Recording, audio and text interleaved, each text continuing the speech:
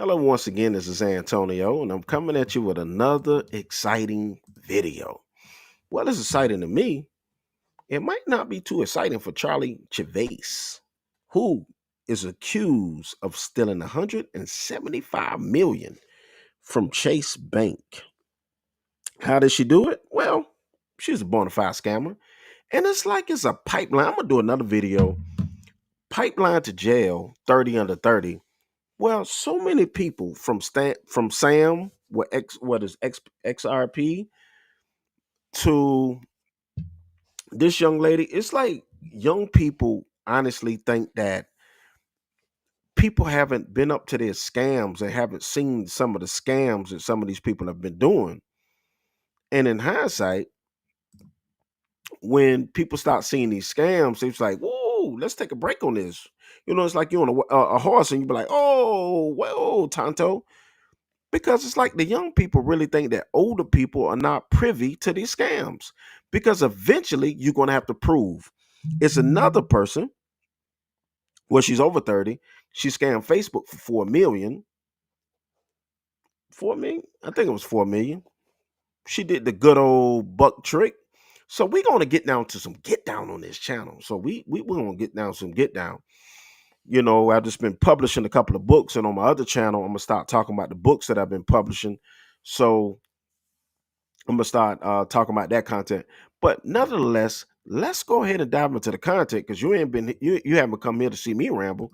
You came here to see about old Charlie Javice. So let's go.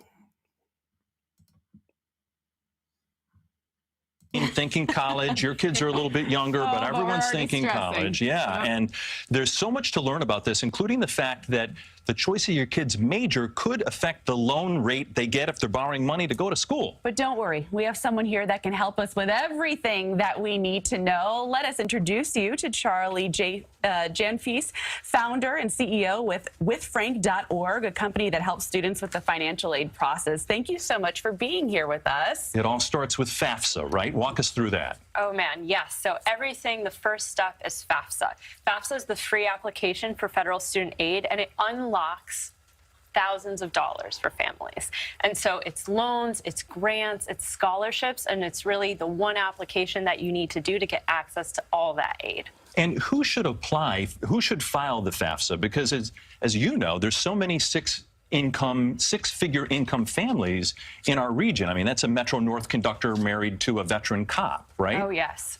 So we like to say there's no one too poor to file FAFSA or too rich to file Interesting. FAFSA. And so if you have a household income that's probably $250,000 or under, you should likely apply. That being said, if it is over, you still have opportunities for scholarships and grants. So it's for everyone. So take the few minutes it takes to apply and really see what you're eligible for, because that's the best starting point you can get before going to college. So your company, withfrank.org, is about 2 years old. You've already helped about $7 billion in funds for higher education. And the best part is it is free for the consumer and the students that are signing up. So how does this all work? Yes, so it's totally free. That's really important to us for all students to benefit from. So a student takes a picture of their tax returns. Then we do all the tax math for you. So no math errors that can put you into very complicated verification, very simple language. We take a flow that might take hours with the federal government, and most students take 4 minutes with us. So that's more or less how it works. You see how much you're eligible for, then you can go to school, feel confident, see what your bill is, and then figure out the gap to help you. So as families apply for and fill out the FAFSA, what are some of the stumbling blocks? What are some of the obstacles? What are some of the things they go, what the heck are they talking about? That's such a great question. So the first thing is household size and who are your parents? That was something I faced with divorced parents and needing to share custody. And you go, who am I supposed to report? What income? How does this really work? So first of all, your parent is a biological parent or a legal guardian. It doesn't matter who states you as a dependent on your tax returns. It's really important to note that, or you will get sent to verification. So the other thing is household size. Most people forget to include themselves. And when you don't actually put yourself, you're losing out on money. And so it doesn't even look like all of your dependents. Think of who sits at your family dinner table, and that's probably who you should include. And you also match students with programs as well. Definitely. So that's a really important thing. What we were finding when students were applying was that students that have a household income of below $50,000 were only applying to 1 to 2 schools, whereas students with over $100,000 of income were looking at 8 to 10. And if you're not putting 8 to 10, you are missing out on financial aid options. There's $40 billion today left on the table each year that students are missing out on. And real quick, the connection between what you propose to study and the loan rates, what is that? Yeah, so there's definitely an interesting connection. It's not totally fair because you like to say, study what you want, you'll get the job you want, you'll get the rates you want. But today, studying things that have better job prospects will give you lower rates. And so think of computer science, think of economics, think of business, even design when it comes to computer graphics is really important. Wow. So dream smart is what we like to say.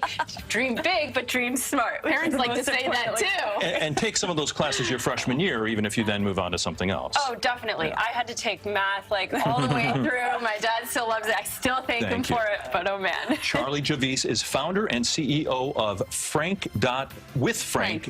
Okay, so how a person, and this video is from 4 years ago, by the way, how a person with so much promise, you heard her program, it sounds so excellent.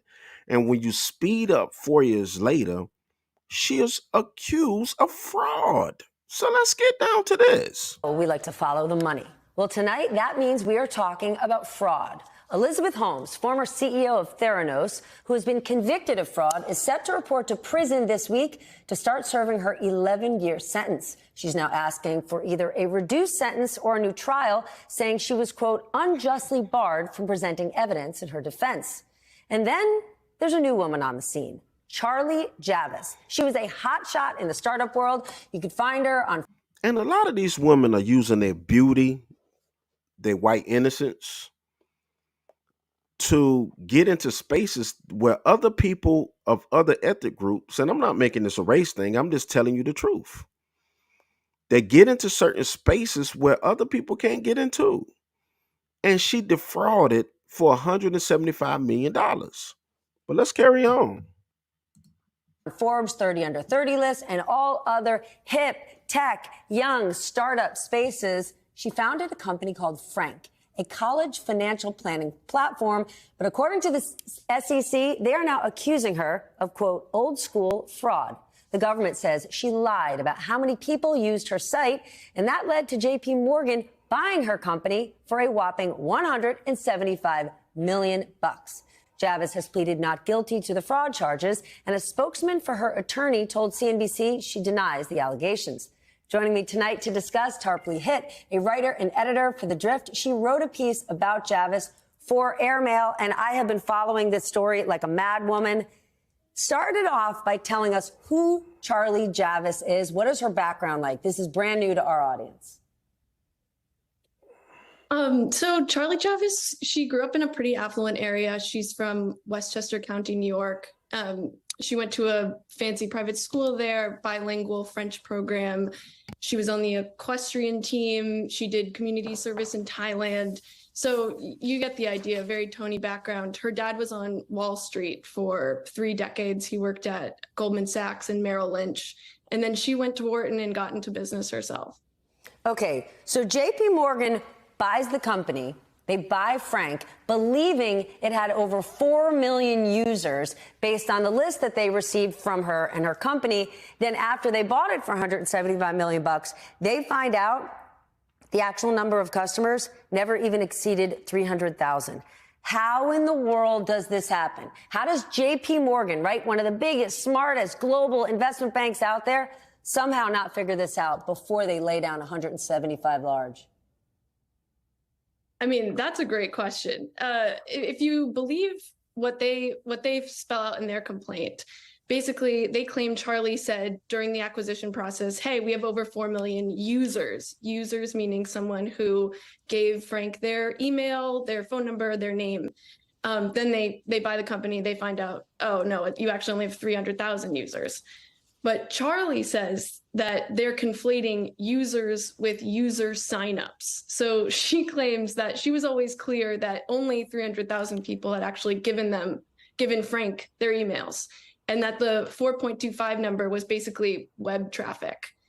How this didn't come up in due diligence, well, you know, that's for regulators to figure out. Okay, so let's say JPMorgan is right. Let's say the SEC is right. How do they think she did this? Was the whole company corrupt? So there's actually not that much dispute over, at a certain point during due diligence, Charlie hands JPMorgan a list of the supposed 4.2 million users, right? And everyone agrees that that list was fake. It's a question of how you justify why it was fake. So JPMorgan says, well, it was a fake list because she never had 4.25 million users. And Charlie Javice says, well, it was fake because I was using synthetic data. I could not give you my existing customers' personal information. So I was using algorithmically generated fake data designed to closely resemble the actual data. So you could analyze the demographic characteristics of the customer base, the potential customer base, without actually betraying the privacy of any people who had actually signed up. So I'm amazed by this in the same way that I'm amazed by Elizabeth Holmes, that someone could have the ability to pull something like this off. JPMorgan says, there were red flags, but there's other people who said there were red flags in this woman's history for years and years that should have tipped people off. She's up to no good. What can you tell us about that? There were definitely some red flags. So at a certain point when Frank first launched, they had the term FAFSA in their URL. FAFSA meaning the free application for federal student aid. That is trademarked by the Department of Education. And so the DOE reached out and was like, there's reasonable concern that students could be confused that you're an affiliate of ours. So she had to sort that out and remove FAFSA from the URL. There was another situation where 4 members of Congress wrote to the FTC saying that they'd heard Frank was offering assistance with helping students apply for pandemic relief. And they claimed that Frank was misrepresenting exactly what students stood to gain from using their service. They claimed there were no fees. Turns out there maybe were some fees, and so on. And so then the FTC issued a warning saying, hey, you got to cut that out. You got to fix the website. And so that was settled. And the FTC one was definitely public before the acquisition. Sam Bankman-Fried, Elizabeth Holmes, now this woman. Sometimes when things seem to be too good to be true, they are too good to be true. So now she comes out, if it seems too good to be true, they are. But here's the case, right? Everybody were in the hindsight to interview this lady. Nobody hesitated to interview her, right? Nobody. All right, so Rising Tech star charge, 31-year-old startup accused. So first one I played was about being accused. But now she's actually being charged in this video. Entrepreneur facing criminal charges now. The 31-year-old is accused of fraud for allegedly trying to lure JPMorgan Chase so it would acquire her college financial planning startup for $175 million. ABC's chief business correspondent, Rebecca Jarvis, has the details. A prominent CEO in the tech world facing charges. Former Forbes 30 Under 30 Frank founder Charlie Javice accused of defrauding JPMorgan of over $175 million. Javice is charged with multiple counts of fraud and 1 count of conspiracy. The Justice Department accusing Javice of falsely and dramatically inflating the number of customers of her company to fraudulently induce JPMorgan Chase to acquire Frank for $175 million. These are very serious charges. When you look at wire fraud and mail fraud, they can carry up to 30 years for each count. When you add securities fraud, that's another 20 years per count. In 2017, Javice founded Frank, a company that promised prospective students a simpler way to sign up for financial aid. The idea soon catapulting Javice into the spotlight and on camera. Getting financial aid might seem really, really complicated, but at Frank, we've really simplified it for you. The original promise of Frank was that it was going to help a whole bunch of lower income people in particular make it easier to file their federal financial aid forms. But authorities say Javice faked data and repeatedly misrepresented numbers, touting that the company had 4.25 million users who signed up for an account. But the real number, according to prosecutors, less than 300,000. When JPMorgan attempted to verify that information before buying the company, Javice allegedly provided fabricated data. A spokesman for Javice says she denies the allegations. Javice's lawyer, Alex Spiro, declined to comment. Rebecca Jarvis, ABC News, New York. Well, hey there. You can deny the allegations all you want to, but when you put your hands on that type of money,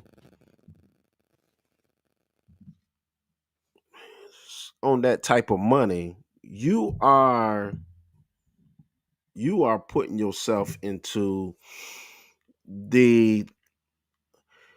with 300,000 users. She didn't have to sell a company or inflate the numbers because she already had a successful model. You had over 250,000 users. You did not have to inflate those numbers at all.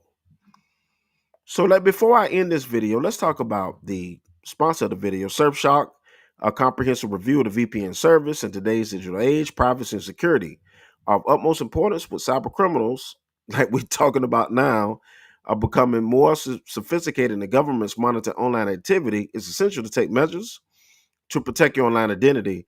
One way to do so is by using a virtual private network or VPN service. Among the many VPNs available in the market, Surfshark is one that's been gaining popularity. So you can go ahead and sign up and get up to 82% off for 4 months, or 4 months, up to 82% off, up to 4 months free. So let's go ahead and talk about the ending. So this article, all right, this is going to trial. Startup founder Charlie Javice to go to trial in 2024 of alleged JPMorgan fraud. Federal prosecutors said Javice falsely and dramatically exaggerated the number of Frank customers to induce the bank to acquire her startup. She didn't have to do that, right? So Charlie Javice is accused of defrauding JPMorgan into buying her now shattered college financial aid company, Frank, and will go to trial in October. She had a successful model. The problem with some people, they don't want to build on your company. You got a successful model, take your time, build on what you have, and then go from there.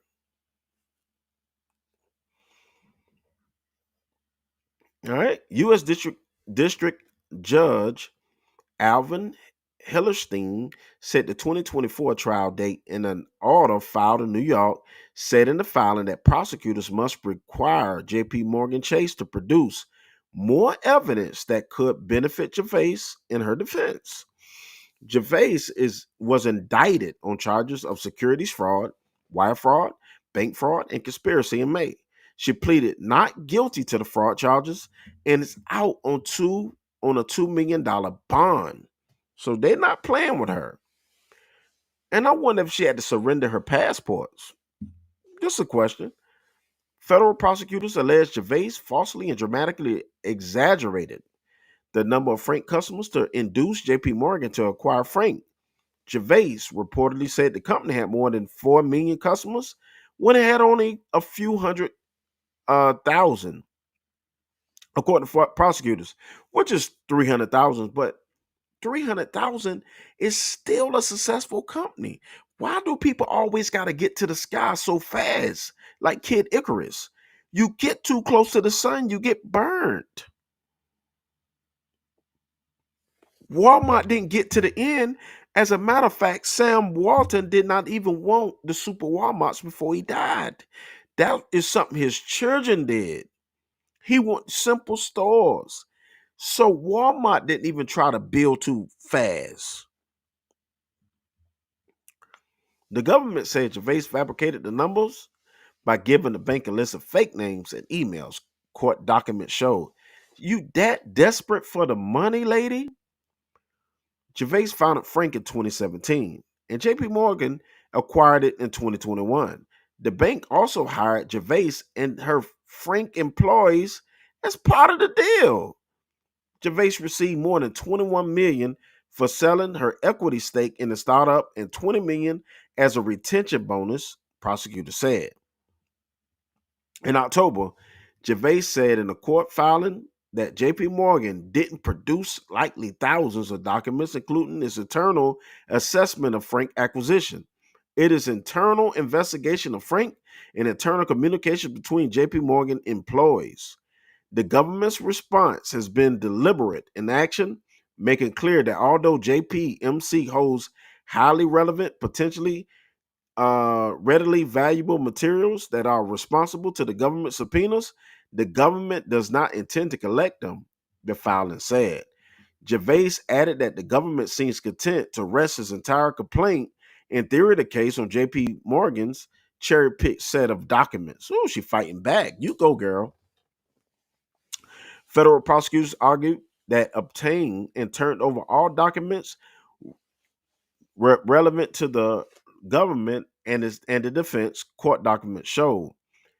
The simple reality is that JPMorgan or JPMC has been complying like the dozens of the subpoenas receipts in the case with the government subpoenas, and the governments are complying with this discovery obligations, prosecutors said. Still, in the week's order, Hellerstein, the judge, ruled that the federal prosecutors should require JPMorgan Chase to search for and produce under the existing subpoenas, emails, and documents related to the JPMorgan officers and employees referred to in the complaint. Hellerstein said the governments must seek and produce the documents by the end of next week. On Thursday, Javice attorney subpoenaed JPMorgan Chase to get additional documents and emails from specific employees beyond the ones referenced in the complaint. According to the court filing, JPMorgan CEO Jamie Dimon called the bank's acquisition of Frank a huge mistake on January conference call. Reuters reported the bank shut down Frank in January. So, what do you think? We're going to do a follow-up on this. You better believe we are. Because at the end of the day, Charlie Javice used her prettiness, even though I didn't like her picture in the 30 for 30, 30 under 30. Didn't like the picture. But at the end of the day, she used her prettiness to do what she had to do to steal.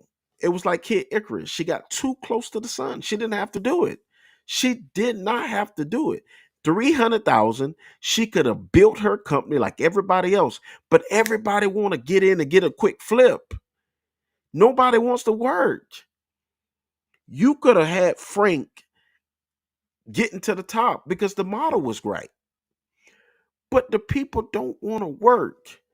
I don't know what the fees that each applier was applying, but people want to get to the top too fast, too quick. And in this case, Charlie Javice became Kid Icarus. She got too close to the sun and she burnt those wings. Nevertheless, this is Antonio with Team Tiggio. Please like, comment, subscribe as we'll be coming to you more videos in the future. And once again, we will see you in the next video.